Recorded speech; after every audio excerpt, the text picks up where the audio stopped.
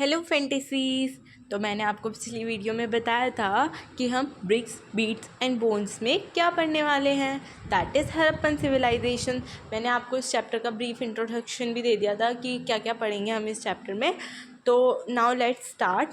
तो यहाँ से शुरू होता है about the Harappan seal. Harappan seal is the most important artifact. देखो, जो हड़प्पन सिविलाइजेशन की स्क्रिप्ट है ना, that is undeciphered till now. तो हमें जो मेन हड़प्पन सिविलाइजेशन के बारे में पता चलता है ना, वो सील्स और जो वहाँ के आर्कियोलॉजिकल रिमेन्स हैं उनसे ही पता चलता है। जो वहाँ की चीज़ें रह गई हैं, जैसे कि कुछ बिल्डिंग्स, कुछ स्टोन्स वगैरह और सील्स वगैरह से ही। तो जो वहाँ की स्क्रिप्ट है ना, वो तो अब तक डेसिफर्ड नहीं हुई है। डेसिफर्ड मतलब डिकोडेड नहीं हुई, हम उसे अभी समझ नहीं सकते हैं। तो जो मेन थिंग है जिससे हमें पता चलता है, दैट इज़ सील। जो वहाँ की सील बनी होती है, that is made up of a stone called steatite. This is the most important fact about the Harappan civilization from the MCQ point of view. You should know कि जो वहाँ की सील्स थी वो किस स्टोन से बनी होती थी। That is made up of steatite. In this para, we are going to know about the terminologies. Terminologies means शब्दावली, मतलब कि जो टर्म्स हैं उनके मीनिंग, और प्लेसेस किस किस जगह पे हमें हड़प्पन सिविलाइजेशन की चीज़ें देखने को मिलती है, and about the time period of the Harappan civilization in this para. अब जैसे कि मैंने आपको पिछली वीडियो में बताया था, Harappan civilization is divided into 3 phases: early Harappan civilization, mature Harappan civilization and late Harappan civilization. तो यहाँ पे इनके टाइम पीरियड्स दिए हुए हैं। Early Harappan civilization from 6000 BCE to 2600 BCE, mature Harappan civilization from 2600 BCE to 1900 BCE, and late Harappan period from the 1900 BCE to 1300 BCE। And the जो major Harappan चीज़ें हैं, जैसे कि Harappan pottery, BRICS, seals, weeds और कॉपर और ब्रोंज़ के आर्टिकल्स, वो हमें इन सब जगह से मिले हैं। जैसे कि अफ़गानिस्तान, बलूचिस्तान, सिंध, पंजाब, इन सब जगहों से हमें हड़प्पन सिविलाइजेशन की जो चीज़ें हैं वो मिली हैं। In the beginning, first para है बिगनिंग्स। तो बिगनिंग्स, ये आप मैप देख सकते हो, इसमें ना कुछ जो साइट्स हैं हड़प्पन मैच्योर हड़प्पन साइट्स, मतलब जो मैच्योर हड़प्पन सिविलाइजेशन की साइट्स है वो दिखाई गई है यहाँ पे। अब now we will start our first para beginnings. Beginnings में हम पढ़ेंगे अर्ली हड़प्पन सिविलाइजेशन के बारे में। जो अर्ली हड़प्पन सिविलाइजेशन है ना, उसके जो पैरा है वो बस इतना ही है। बाकी जो मेजॉरिटी चैप्टर है वो मैच्योर हड़प्पन सिविलाइजेशन के बारे में है।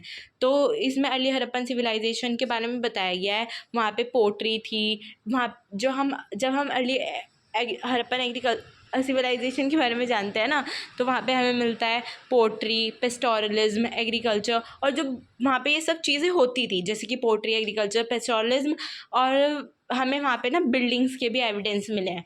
बिल्डिंग्स मतलब ज़्यादा बड़ी बड़ी नहीं, ठीक ठीक छोटी छोटी। अब फिर कुछ उसमें चेंजेस होने के बाद, कुछ डेवलपमेंट्स होने के बाद हमें मिलती है मैच्योर हड़प्पन सिविलाइजेशन। अब हमारा मेन चैप्टर यहाँ से शुरू होगा, सबसिस्टेंस स्ट्रेटजीज़। सबसिस्टेंस स्ट्रेटजीज़ हम किसकी देखेंगे? मैच्योर हड़प्पन सिविलाइजेशन की। यहाँ से मेन चैप्टर शुरू हो गया।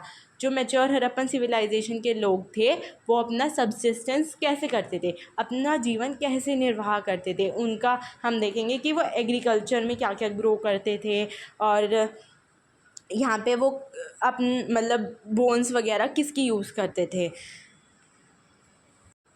जो हड़प्पन सिविलाइजेशन के लोग थे वो कई तरह के प्लांट्स और एनिमल प्रोडक्ट्स का यूज़ करते थे। जो प्लांट्स प्रोडक्ट को मतलब जिन्होंने रिटेन किया है, दैट मतलब जिन्होंने इनकी स्टडी की है, दोज आर नोन एज आर्कियोबोटेनिस्ट। जिन्होंने प्लांट्स के बारे में पढ़ा कि वो कौन से प्लांट्स यूज़ करते थे, दैट आर नोन एज आर्कियोबोटेनिस्ट। और उन्होंने पता लगाया है कि archaeologists have been able to reconstruct dietary practices from finds of charred grains and seeds। जो आर्कियोलॉजिस्ट थे उन्होंने किस चीज़ से उनकी डाइटरी प्रैक्टिस के बारे में पता लगाया?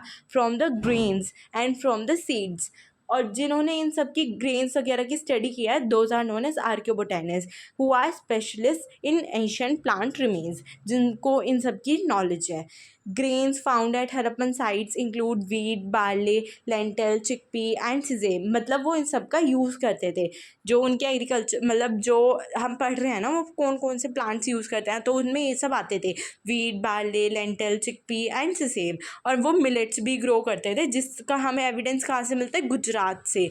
और जबकि वहाँ पे ना राइस के जो एविडेंस है वो रिलेटिवली रेयर है, मतलब कम है। अब हमें पता चल गया इस पैरम 2 चीज़ें बताई गई है, एक प्लांट्स कौन कौन से और एनिमल्स। अब प्लांट्स का तो पता चल गया, किससे पता लगा, आर्कियोबोटैनिस्ट से। उन्होंने कैसे पता लगाया, ग्रेन्स और सीड से।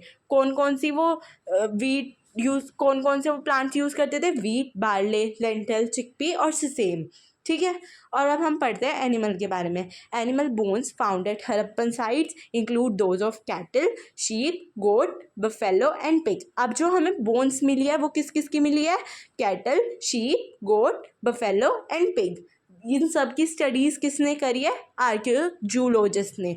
समझ आया, उनकी करी थी, जो प्लांट्स की करी थी वो आर्कियोबोटैनिस्ट ने, और यहाँ पे आर्कियोजूलॉजिस्ट ने और जू आर्कियोलॉजिस्ट।